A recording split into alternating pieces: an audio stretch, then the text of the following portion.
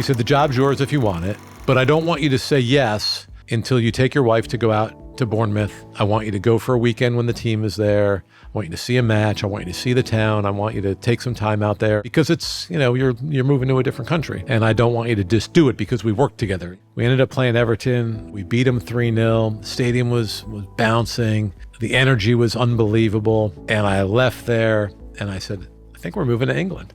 But how you handle failure, I think, is to me the most important trait of a leader, because everyone's great in the good times. How are you in the bad times? How do you handle your team coming to you and saying, I've got a problem? Do you dig in on them or do you dig in with them? And I dig in with them. When I was sitting here, when you walked up and I was moaning about an email that I got, somebody was threatening to sue us over that decision. Over at the bar. Yeah. Yeah. That's English football. Yeah. There's passion. Yeah, passion. Passion is love what it. it is. I love it. I wouldn't change it for the world.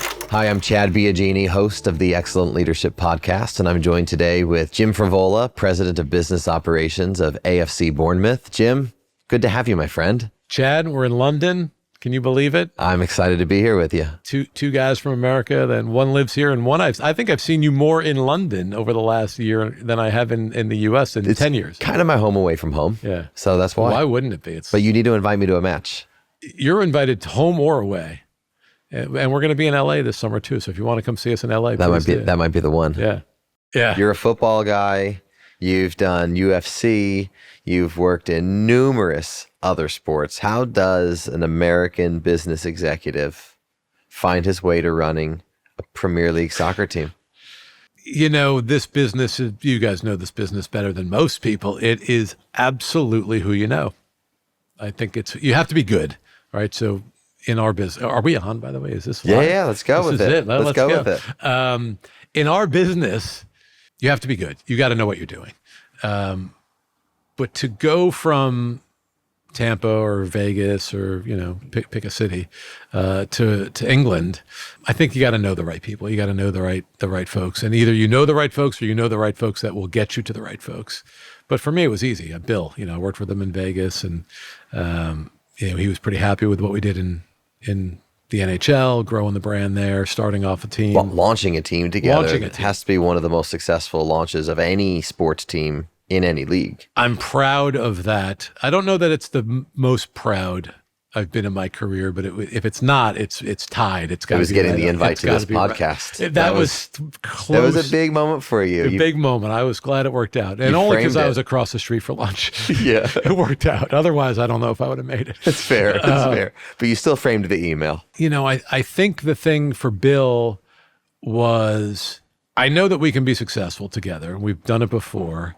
But I don't know that we can be successful in another country together, right? So there's still a leap of faith. I think there's still kind of that kind of jump. One of my mentors in the business, and he's not that much older than me, but is Kerry Buboltz. And Kerry, the president and CEO of the Golden Knights, he has a saying that your best ability is your availability. And I was available to do it. Bill was excited to have me do it. I was excited to do it. And I can't believe I'm here. Like I still kind of walk around London and I'm like, am I on vacation? Am I here for a meeting? Like, why am I in London? What am I doing here? But then I know where the trains are and I know where the tubes are and I know how to get, I know how to get around without using my map all the time. And I'm like, oh, I guess I do live here. I guess this is part of my life now. Yeah, you're acting like a local. You're becoming one. Yeah. What was the biggest surprise to you? You come over onto an English soil. Yeah. You're starting the job. You're 6, 12, 18 weeks in. I don't know. What was... I'll say this.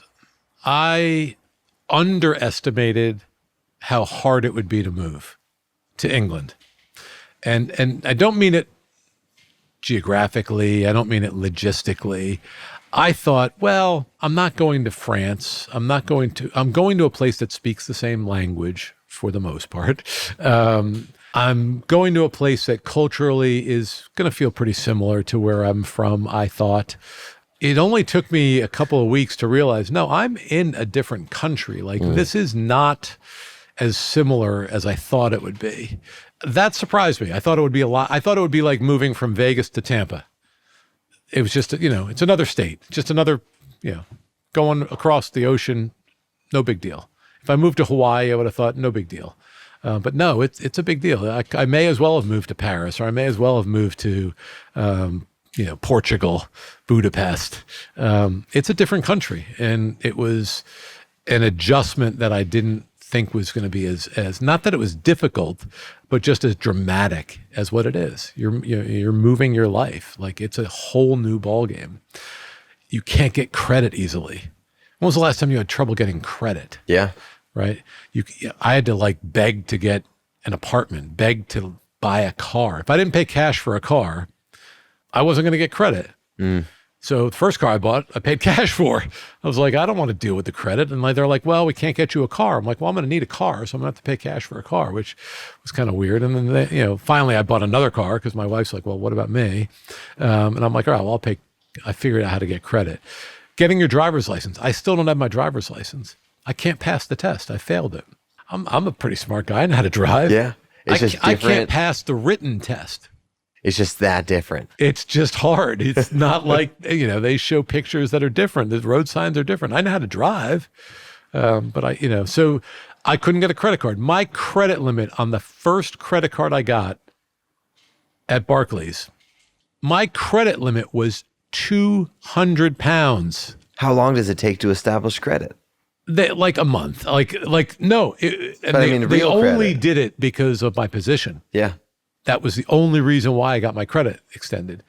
But I said, £200? I said, what am I going to do? If I buy a pair of shoes, I'm pretty much at my credit limit. Right. And they're like, yeah, that's what you get when you come from another country. So little things like that. And then you just didn't know to anticipate. Oh, I had no idea. I anticipated driving on the other side of the road. That was no big deal. By the way, every other country in Europe drives the same side of the road as the U.S. Like, only England is on the other side of the road. And now I go back to the U.S. I go, why is everybody on the other side of the road? But there's so many just little things that I anticipated being so much easier that weren't. I think that was the hardest part. That was the hardest part. Was I had mentally thought I was moving to Tulsa, and it wasn't at all. I see it a lot in my seat where people will make a big move and they're factoring in primarily the professional implications of a move. Yeah. And they're not always thinking about, well, my kids want to go to private school and all the private schools in that city are sold out with long waiting lists. Yeah. Or to your point, I'm going to have to take a driver's test all over again with different vernacular than I'm accustomed to and different street signs. And, I don't qualify for health insurance in this country. And just all these different that's a whole elements. other animal. Yeah. It's a lot. It's a lot. I got into a fight for about 3 weeks with my washer and dryer. So I'm in a corporate apartment. I'm trying to do laundry, and I couldn't get the clothes out of the washing machine. It had locked somehow. Now, I've been doing laundry my whole life. It's not like back in the States, I had a laundry person. No, I did my own laundry. My wife and I did our own laundry. Like, we're adults. I couldn't open up the washing machine. I couldn't figure out. I Googled it. I turned it off and on. I unplugged it. No way. My wife was still in Tampa. We hadn't relocated yet. She hadn't relocated yet. This was like my first month here. And I had already had an issue in another corporate apartment that I was in for like a week, where the clothes wouldn't get dry. You dry them for like 6 hours and they wouldn't get dry. And that's just it's different. It's different electricity. It's a different machine. But this one was different. I couldn't get it out, and there was still water in the machine. And I was going out of town for like 5 days.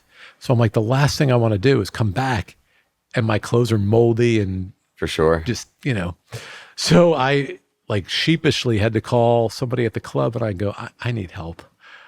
I don't understand this British washing machine. What was the secret? Somehow it had locked. I don't know what it was. And it was not a British washing machine. I was an idiot.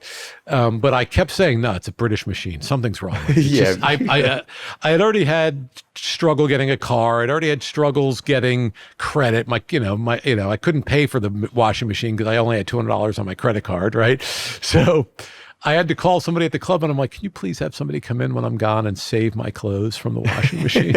So just little if things you don't mind, like that. Put them in the dryer for me. And if they're moldy, can you just throw them out? Just burn them. Just torch them. I don't even care. So yeah, there was a lot of little things moving here. And the lady who was helping me, who helped me get my visa and helped me kind of with a lot of stuff early on. We went out to dinner recently, and we were laughing about like my first 2 months here and all the little, bits and bobs that I was struggling with. We had a nice laugh about it. So take me back. You are working, head down, enjoying a job, and the phone rings from Bill. Were you surprised, flabbergasted? Did he come straight out with what he wanted to do? I mean, what was the dance like? It started with a call from Carrie, and I remember sitting in I was sitting in my apartment in Tampa. We were building a house. We hadn't even moved into our house yet, so I was literally in an apartment in Tampa, looking out over Amley Arena, like right next door to the Lightning Arena.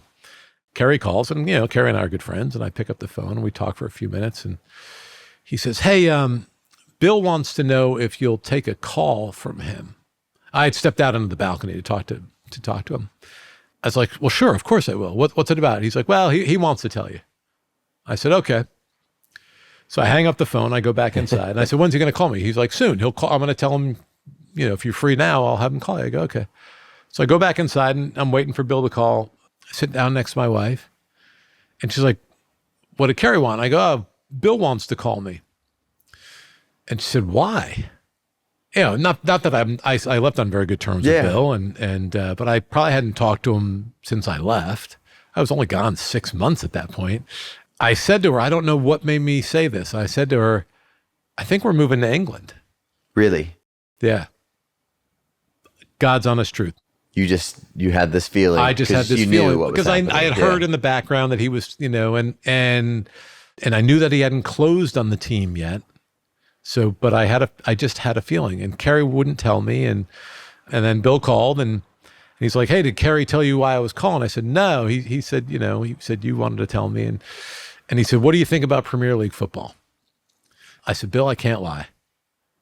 I said, other than the fact that I worked for the Glazers, and when I was at the Buccaneers and they owned Man United, I said I didn't really follow it back then, and I said, but other than the fact that my kids are Chelsea supporters and my two boys absolutely worship the sport, I said, I don't know anything about it. I said, the only time I've ever been to England, I took my son Jack to see Chelsea play Tottenham in January of 2022. I said, I went to a Chelsea match. I said, but that's it. I don't know a thing about the sport. I don't know much about the rules. I said, I'm a novice to football. He's like, that's all right. I don't need you to worry about the football. I just need you to worry about the business. I said, well, if it's working for you, Bill, I'm interested. Because I loved working for you. We had a great run together. And he said, look, the job's yours if you want it. Really? That fast? Yeah. Just because you guys knew each other? Yeah, we knew each other. We had history. Yeah. He said, the job's yours if you want it. But I don't want you to say yes until you take your wife to go out to Bournemouth. I want you to go for a weekend when the team is there. I want you to see a match. I want you to see the town. I want you to take some time out there, and because it's you're moving to a different country. Yeah. And I don't want you to just do it because we worked together. We were together in Vegas. It's different. Yeah, but it was. I hang up the phone. I go back inside, and she's like, "Was it what you thought?" I was like, "Yeah." She's like, "What's the process?" I said, "Well, he's already offered me the job, pending me and you going out there and liking it." That was a whole nother. It was like a month later. What a life-changing phone call. Yeah. For the Frevola household. I called you. You did. We spoke. We spoke about it. Yeah. I remember picking your brain about it. It was life-changing. It was a life-changing phone call. And I didn't realize how big of a life change. Like, honestly, I'd say even until today, it's been a life-changing, experience over here. Everything about it has been wonderful. Everything about it's been greater than I expected it to be, different than I expected it to be in good ways, different in odd ways, washing machines aside. I see guys like Billy Hogan at Liverpool, and he's been here 10, 11 years, something like that. He's a local now. He's a local. Yeah, and Todd Klein's been over here a number of years now, Tottenham to gardening leave to, wherever he's going to end up next, which is not a great secret. But, I think that there's a comfort level of being over here that I got to pretty quickly. I'd say probably by the end of the first season. Now I'm through 2 seasons. It's been unbelievable. But I had to pick some brains, and I appreciated, talking to you about it. Bill's a smart guy. Bill knows how to convince somebody that this is something they want to do, even if they're not sure they want to do it. So I had to be careful about that, and I had to make sure I really wanted to do it. So I came over in November. We were playing Everton. And he said, hey, I've got some of the Golden Knights crew going over for the Everton Cup match on like a Tuesday night. Can you go when they're there and you guys all see it together? I said, I can't. I've got a match. I got a hockey game at home. I can't miss that. I said, but I could be there for that Saturday match. He's like, all right, go in for that. I'm going to tell them that you're coming in as a consultant because the staff doesn't know that I'd have somebody coming in like you to run the business. And I'll just tell them that you're a consultant for me. I said, okay. So I fly in, land, we drive in. About 10 years earlier, I was being recruited for a job at Oklahoma City Thunder. And I remember I was working for the UFC. So I left Vegas and I go and I fly in. I really liked the Thunder people. I really enjoyed the interviews over the phone. And they said, have you ever been to Oklahoma City? I said, no, I've never been to Oklahoma City. So I fly in and I land and I'm coming in landing, flying into Oklahoma City. And I'm looking out the window and I'd lived in Iowa in minor league baseball early in my career. So it's not like I hadn't been familiar with the Midwest. And I'm landing. And I remember landing going, I'm not taking this job. There's zero chance I'm taking this job. I just had a pit in my stomach. And I go to the nicest hotel in Oklahoma City they said they put me in, and I felt like it was haunted. It was just, I knew, I met the people. I met Mr. Bennett and the owner, and everybody was lovely. And I just... Yeah, they're good people. I told Danny, I said, Danny, it just wasn't right for you. Just wasn't right for me. I said, this is why you fly in. And I didn't want to do that. And I just, and they whoever they ended, I don't remember the gentleman's name, but they hired somebody I'm sure really good, and it just wasn't the right fit for me. I kind of had that feeling when I'm driving into Bournemouth, but I was like, you know what? I needed to expect it was going to be different. But the hardest part for me, Chad, was I got to the stadium. We get to the hotel, we check in, we walk around. I'm going outside and a bird hits me. Really? Yeah. Right on the shoulder. Right on the shoulder. My wife says, that's good luck. My wife believes in stuff like that. Yeah. She's like, no, that's good luck. I go, no, that's disgusting. Yeah. I said, this is... Good luck for who? For you. The bird? Yeah, it was good aim maybe, but it wasn't good luck. I kind of was annoyed by that. I go to the stadium. It was cold. It was November. It was cold, but it was sunny at least. I go to the stadium, and Vitality Stadium is old, and it's small, and it's... If you can picture what you think it is on Ted Lasso, that's what Vitality Stadium is. It's an old, proper English football team facility.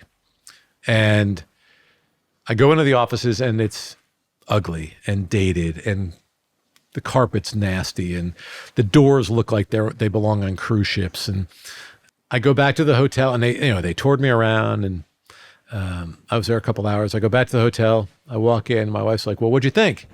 I said, I don't think I don't think I'm going to do this. I said, I live in a beautiful condo looking out over the bay in Tampa. We're building a new house. Mr. Vinnick's a great owner. I don't know this. I said, the stadium just rubbed me the wrong way. I said, I don't know. I don't think I can do it. She's like, give it a chance. Don't make your mind up in 3 hours. Give it a chance. Let's go see the city tomorrow. It warmed up a little bit.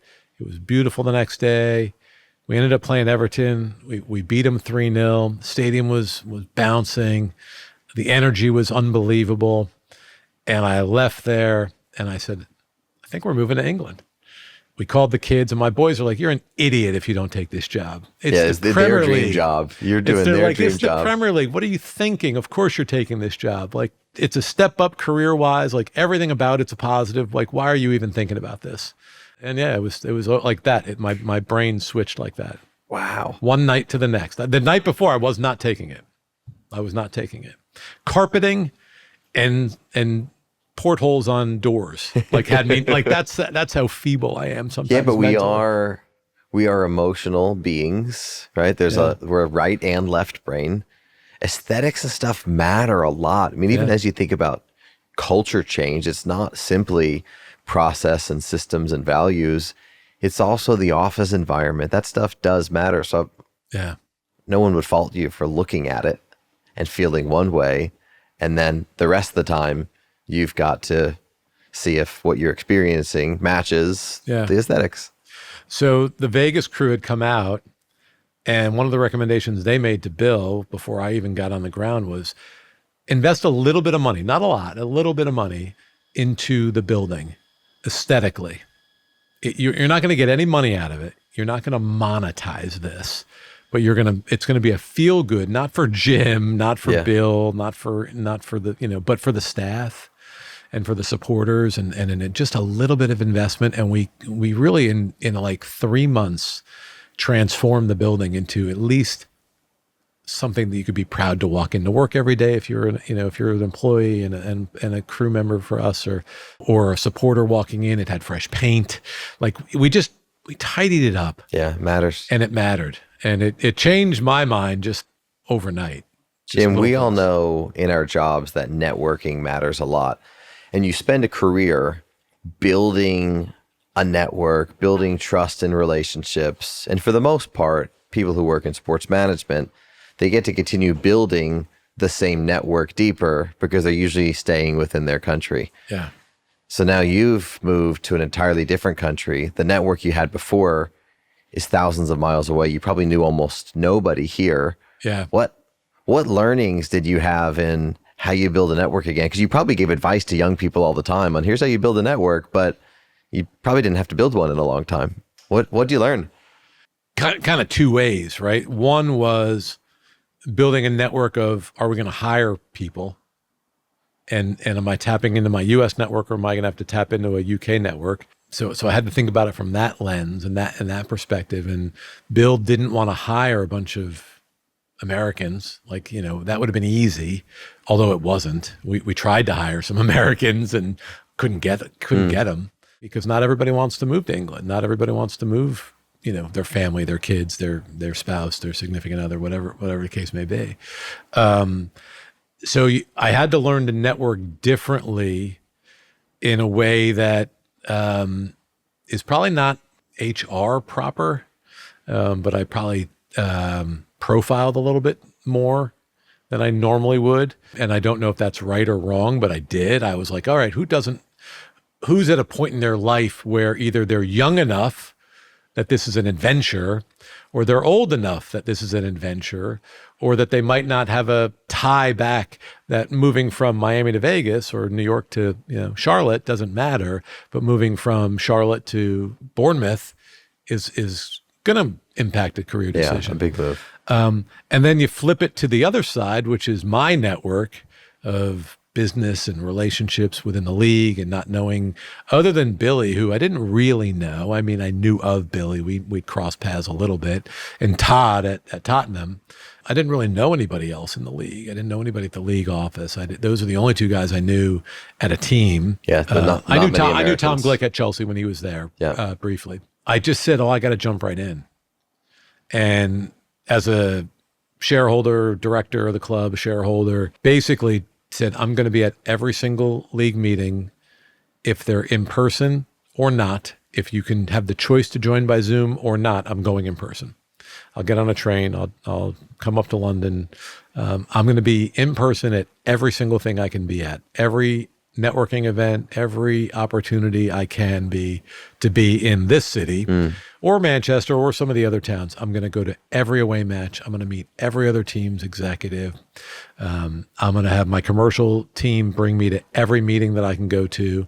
I'm going to have my hospitality team bring me to every meeting with some of our bigger, whether it's box holders or, higher network folks. I'm going to meet everybody. From a social perspective and from a supporter perspective, I'm going hand-to-hand combat to meet people and to build a network. So I got very active on social media, which I wasn't really active on social media other than, tweeting about NFL. Yeah. When I worked. But you have a public profile now. But now I have a public profile. So I decided it's entertaining. I love it. But I did it intentionally. Like I wanted people in Bournemouth, supporters of the club, in the region, in the country, even other football fans of other clubs. And I wanted them to know who's involved in Bournemouth, why we're there, what we're doing. So I was intentional about my social profile. And then I started going out to pubs, and to the chagrin of our security team, they're like, stop telling people where you're going. Like, whether you like it or not, in this country, in this sport, you're a public person.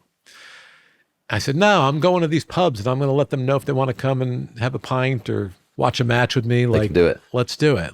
I want them to know when I'm out and about, and I want them to know that I'm in town, and I want them to know that I live here and I'm engaged, and it's okay to come up and say hello to me, and I want to be involved. I don't know that too many people would have done it. I've talked to some other folks in the league. They're like, oh, you're crazy. I would never do that. But I think that was part of an intentional way of building my network, was kind of a hand-to-hand combat way of doing it. Yeah, I love that. It's so much of it is being tactical, isn't it? Just being like on the ground, actually activating relationships. Yeah. I'm going to ask you a really generic question because I'm curious where your head goes with it. What are some of the most important learnings you've had as a leader? I think failure and how you handle failure is really important, and a couple of different ways about it. Like from a revenue and a business perspective, I tell our staff, like, don't be afraid of bad deals. Like, I don't want a string of bad deals, but like if a deal goes south and someone doesn't pay, and if you don't have a default every once in a while, you're not selling hard enough. So like, spin a negative into a positive, right? How you handle failure, to me, is one of the most important things as a leader. You can, kind of mold yourself and your mindset around, because you're going to fail. Everyone's going to fail. To me, how you handle failure is the most important thing of being a leader. Are you going to toss a chair to the ground and pout? Are there times where that might be important, to toss a chair to the ground and let people know that you're passionate about it? And I use that because I've done that once or twice. And WWE style. WWE style. Yeah. Brian Killingsworth. Ask Brian. He's seen me toss. I tossed a chair because of him. I was mad at him. That's funny. CMO in Vegas. Brian's a strong guy. He could have just caught the chair. He could have caught the chair, but he was in another state actually when I threw the chair, but people told him I threw it because I was mad at him.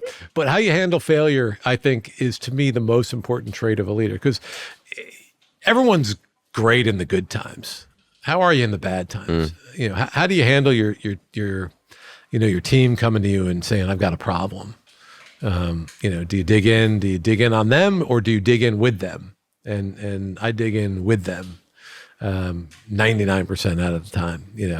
If they deserve to be dug in on, you have to do that, unfortunately, as a leader. But you've got to know when to put an arm around their shoulder, when to dig in with them, when to dig in on them. And I try to teach them, that failure is just part of what we do. Did you ever have a career failure that at that moment you thought you weren't going to get beyond? Yeah. And now you look back and you go, I was naive. Give me an example if one comes to mind. Well, it was a career choice that was a failure.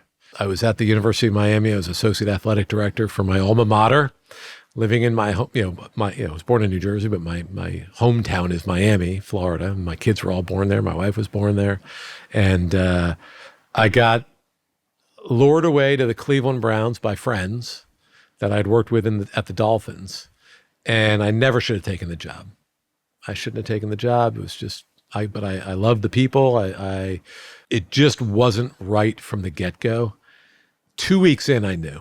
This is different. Really, this is fast? Different than Oklahoma City. Yeah. You flew over this one and you liked what it looked like. I liked what it looked like. Okay. I landed there. But I was at a point in my life where I shouldn't have taken the job, and I made that mistake, and it was a career mistake, and it set me back a little bit professionally. But I could have either dug in and stayed a couple of years begrudgingly, or I could have told two leaders that I had tremendous respect for, that I'd worked previously with, I screwed up. I shouldn't have taken the job, and disappoint them and upset them and harm my friendships with them. But that was the right decision.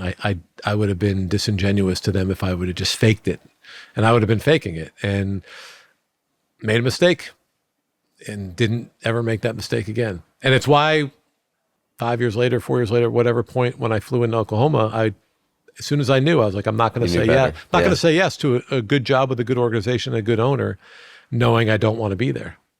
Yeah. So that was a failure. I failed. I knew better, and I did it because I liked the people, and I liked the sound of the job better than the smart decision, which was not to take the job. And you can talk about it now, but I imagine at the time it was probably a really heavy weight thinking through, what am I going to do right now? Oh, am I going to quit this early on? Yeah. Or am I going to stick with it when I know it's not right? That, I'm sure there were sleepless nights attached to it. Months. I remember the point where I knew I was flying back. I was there 2 weeks. My family hadn't moved. My family never moved. I was there 6 months. I stayed in the job 6 months, but at the 2 week mark, I was sitting in the Memphis airport connecting between Cleveland and Miami. I was sitting at the Memphis airport waiting for a connecting flight. And I remember calling my wife, and she's like, oh, hey, I'm looking at this house, and I've got the realtor calling me to, in 2 weeks when I'm out there, she's going to set up these appointments. I said, you need to stop looking at houses. So we're not moving here. And she's like, what are you talking about? I said, yeah, I know, she knew. She had the same recollection early on, but she was always going to do what I wanted to do. But I don't want to force that on her when I knew it was not the right decision. Yeah. I went to the leaders there, but it took me about 2 weeks to get up I wanted to make sure it wasn't an emotional, homesick decision, but Sure. it wasn't. It was just, I made a bad decision. And I went back without a job. I mean, I literally left the job. I left Miami wasn't hiring me back. They had already moved on. And so I had to make a big boy decision. I don't know if that's an appropriate phrase nowadays, but I had to make a big adult decision. Yeah. And I remember telling Jim Ross, one of my dearest friends, one of my mentors in this business, and it was not a fun conversation, but I agonized over it. I cried over it. I prayed over it. I talked to friends. I talked to everybody who I respected in the industry, and they said, if you know, you know, and be an adult, make a tough decision and own it. And yeah, one of the worst decisions I made was taking it, and one of the best decisions I made was leaving it. Yeah. And I slept better about it, knowing that what I also didn't do is I didn't run out on them. So what I said is, I will stay as long as you want me to stay until you find somebody that you're comfortable with. They ended up hiring a good friend of mine who used to work with me at the Dolphins, a guy named John Penhollow, who's now Chief Revenue Officer of the Vikings. And John came and replaced me in Cleveland. And it was just the right time, the right decision. And but it was a mistake, and I made a mistake. Yeah, great job for someone, not the great job for you. Yeah. At that time, Yeah, at that's that right. stage of life. Yeah. Jim, as you look at your leadership style and philosophy, where has that been shaped from? From other people, from books, from experiences? I'm curious. I'd say mostly other people, right? I'd say mostly other people. I've learned so much from either people that worked for me or worked with me or worked above me. Jim Ross and Brian Wiedemeyer at the Dolphins. Brian, rest in peace, a great man, president of the Dolphins at the time. A guy named Eddie Jones, who was the president before Brian at the Dolphins, I learned a lot from as well. Wayne Izenga, to me, one of the best owners in sports. I worked for Wayne at the Marlins, and I worked for Wayne at the Dolphins. He brought me to the Marlins, brought me over to the Dolphins. Just a tremendous business person. And, the one lasting thing that he taught me was when he started getting out of the business and he started selling off his assets and the teams and, the TV network that he owned, and started getting out of it. He told his Dolphins leaders, he said, QTL. He said, this is why I'm selling this stuff off. QTL, quality time left. And he goes, I'm roughly 63, 64 at the time when he told this story. He said, life expectancy for me is probably 80. So I've got 16 years left. The first 8 are going to be better health-wise than the last 8. So my quality time left is the first 8 years. And I don't want to be worried about, the linebackers for the Dolphins or the head coach or the stadium renovations. And he said it was time for him to enjoy the quality time left in his life. So guys like that I learned from. This is going to sound really weird because I know people like you, and I know owners of clubs want me to say, I've read this book and that book, and I've read plenty of books, but I've probably picked up things from movies and pop culture and just learning how I envision a leader being, even if it's a character, like the traits of a character in a movie or a TV show. Those are things that I pick up on too, and I'm like, well, just because someone wrote it that way doesn't mean it can't be that way. Yeah. And so I don't dismiss it because it's entertainment or pop culture. So I kind of absorb those things too. It can actually be great. I mean, there's times where I feel like I'm going into an important pitch and watching 5 minutes of Suit and Harvey Specter is helpful. Yeah. You're like, all right, here we go. I'm ready for this. Yeah. I watched something recently on Instagram on Reels, because I'm old. I'm 54, so I don't watch it on TikTok. I watch it on Reels. It was the Ted Lasso speaking to Jamie Tart using the reverse meaning of the Allen Iverson, it's practice. We're talking about practice.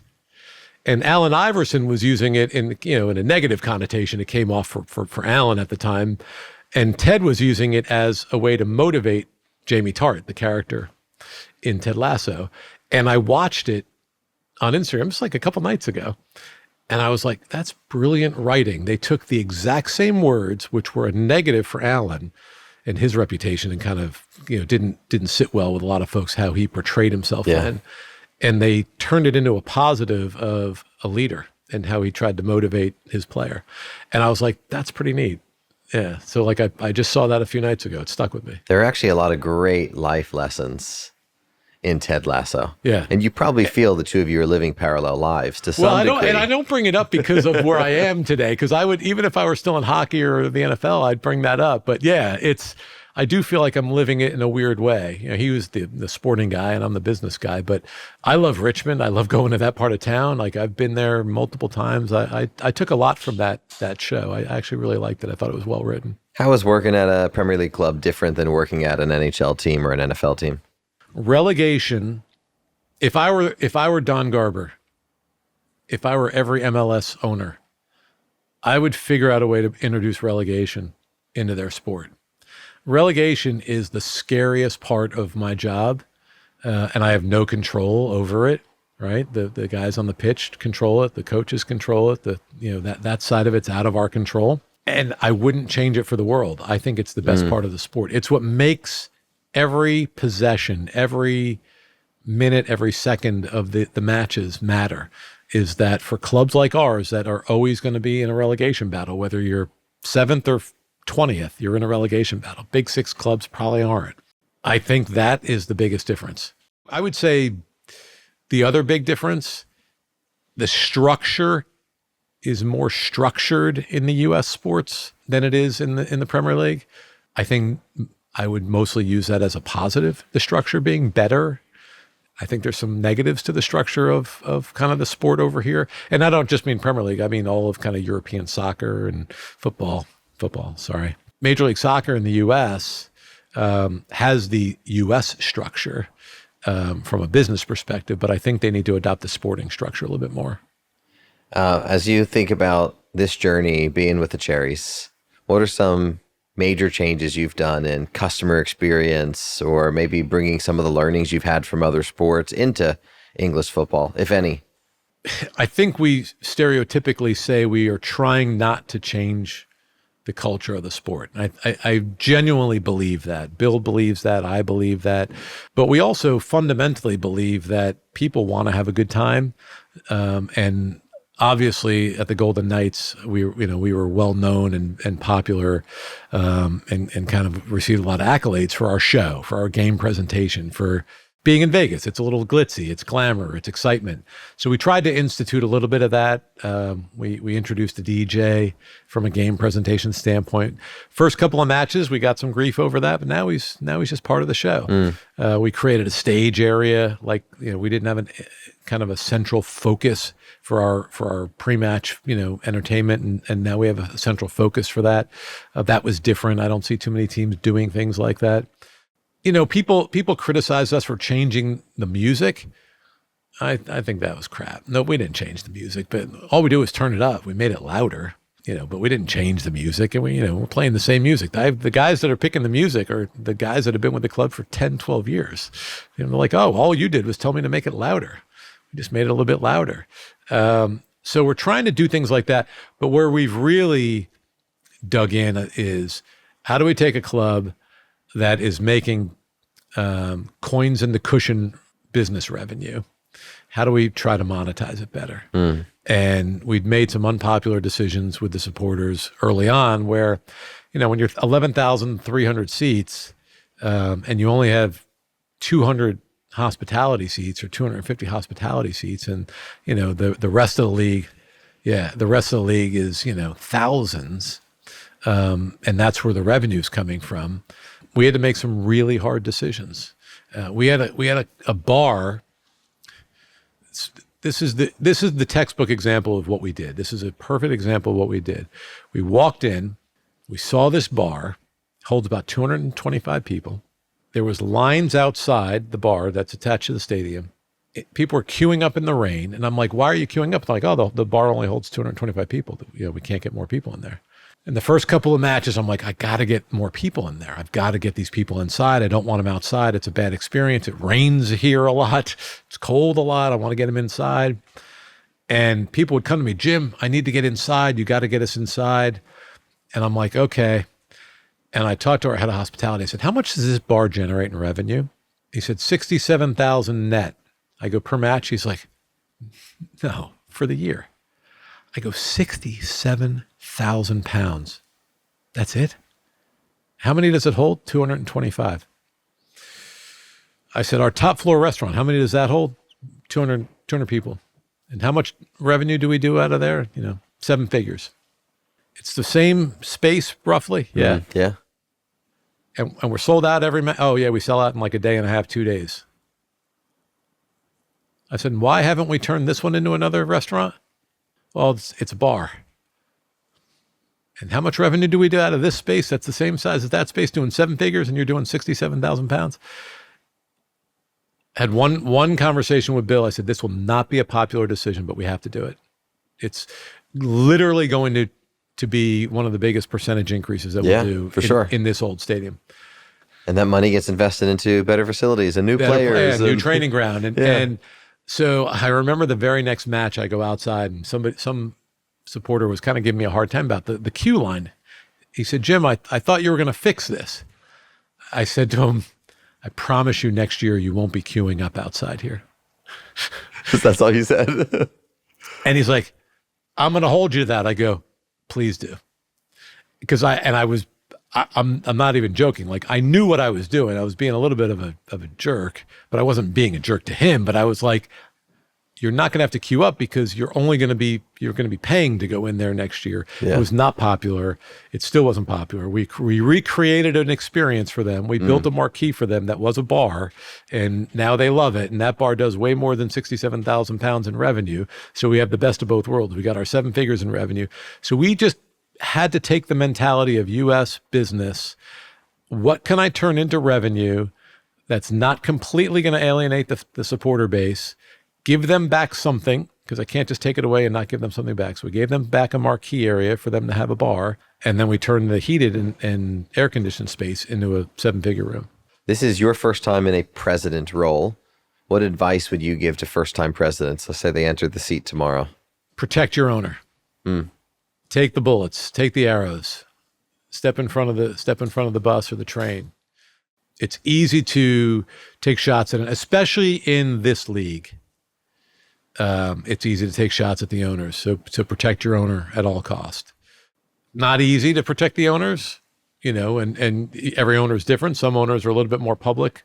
I think Bill's a pretty public owner. He doesn't mind talking to the media. He doesn't mind talking to supporters.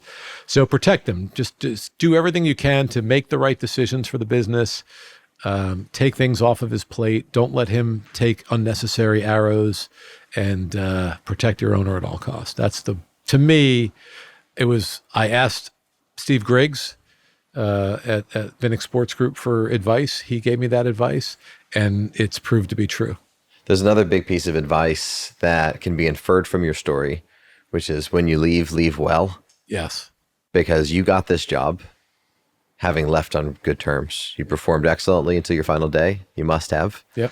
Yeah. And you left with grace. And you don't always know where your next job comes from. I see from my seat, I tell people this all the time. Your next career move is most likely somewhere within your network. Now, there are search firms whose jobs are to amplify your network to a degree, right? Yeah. So you have friends who hire for a living, sure, but there's a high possibility that role doesn't come through that route either. Yeah. And work well, always be thought of highly, be one of the highest performers, be likable. And it's a reason why sometimes people whose careers have flourished have been because they've gone to places where those organizations have mobility at the top too. Because if you join an organization that has no turnover, well, then those people aren't going somewhere else to be an evangelist for you. So there's actually benefits to going to places that have enough turnover that now you have ambassadors out in the market. Chad, I couldn't have been more proud of how I left Tampa. So not an easy conversation. So Bill calls me in like September or October. He doesn't take over until mid-December. I didn't fly over until November on that weekend. And I couldn't say anything to the Lightning. And I wasn't even sure the job existed until the Premier League voted through and Bill passed all the tests. Yeah, the acquisition. So I had an offer, but I didn't really have a job until the acquisition was closed. So that was hard. And I never worked harder for Mr. Vinnick than I did in those 90 days when I was in that kind of weird limbo. It was maybe about 60 days. And I never worked harder. And I take pride in how hard I worked in those 60 days. I remember the conversation with Steve, and I went in and talked to Steve, and I said, hey, I have an opportunity, and I can't believe I'm even having this conversation with you, but it's with Bill, and obviously he knew where I was from the Golden Knights, and Steve was so gracious, and he said, Jim, you have to take this. Like, yeah, you're going from chief commercial officer to the president of a club. Like, that's a big step up. Like, you have to do this. And he's like, yeah, we don't love it that you're leaving after only by then it was 9 months. He said, but I would never want to stand in your way for this. So I gave Steve a lot of credit for how he handled it. My relationships with my team in Tampa, from my peers there, the Kevin Priest, the chief venue officer, Casey Rogers, the CFO, who I'm still close with, Steve, who I had lunch with a couple months ago when I was in Tampa. He'll send me pictures of him watching Cherry's games on a Saturday morning. Fun. He's like, I'm watching your team. Good luck today. And the staff there, who I still stay in touch with, like text nonstop. I was only there 9 months. I'm so proud of that because it could have been the opposite. They could have held a grudge. And I remember sending Mr. Vinnick a note over the holidays, and he got back to me within like 6 minutes. Jim, it was so great to hear from you. Hope everything's going well over there. Like, how you leave an organization, to me, is every bit as important, if not more important, than how you enter an organization. Yeah. And I feel like in 5 days, 5 years, 5 decades, that group of people would work with me again. Yeah, that's great advice. Yeah. We got to wrap up because you need to get to dinner. We've got 7 questions we ask everyone. We call it the 7 Question Blitz. So first one for you: what sporting event have you never been to that would be on your bucket list? Wimbledon. You got to go this year. I know. You live locally now. I'm a diehard tennis player and fan. So I've got to go. It is an amazing experience. Ryder Cup close second, but Wimbledon. Okay, Wimbledon it is. Second one for you: of all your sporting memories, which one do you hold most dear? I'm going to give 1983 college football season. I was a freshman in high school. My brother was a freshman in college, University of Miami. I went to the University of Miami. And we had tickets to the Orange Bowl. Miami against Nebraska. Miami wins 31-30 to win their first national championship. It was at that moment I knew I was going to be a Cane.